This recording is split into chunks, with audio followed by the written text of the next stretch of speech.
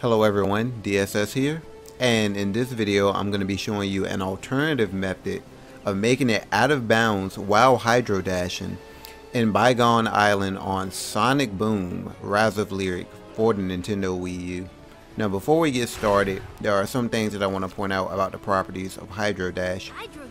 Whenever you land on something that's not water, when you're initiating a hydro dash, you actually have a little bit of time to make it back on water without re-entering a hydro dash gate.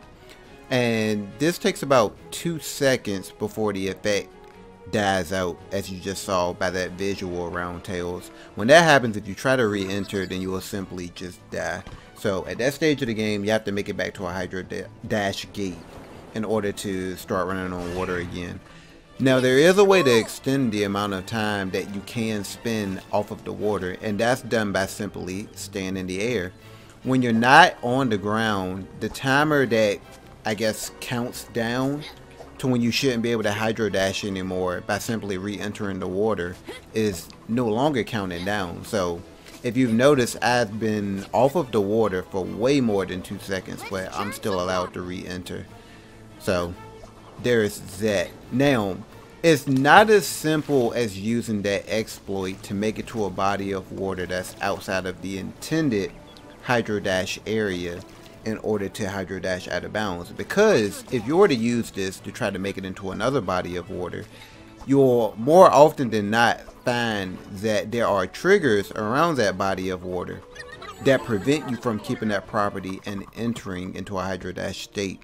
But that's okay, because in this situation you can actually make your way over to a spring, which will give you enough height to make it over said trigger and therefore be able to hydro dash out of bounds. So all you do is initiate your hydro dash like so, and then you're going to want to get some good speed. You don't really need much speed at all, to be honest, but the more speed you get, the further out you are before you start these jumps and flights, the more leeway you will have, and there's already plenty of leeway to make it to the spring. Now when you make it to the spring, you get plenty of height. Use that to fly over the trigger that would disable the hydro dash property, and there you go. You are now out of bounds in Bygone Island with the ability to hydro dash, and you can explore to your heart's content. Hope you enjoyed this video, and thanks for watching. Until next time.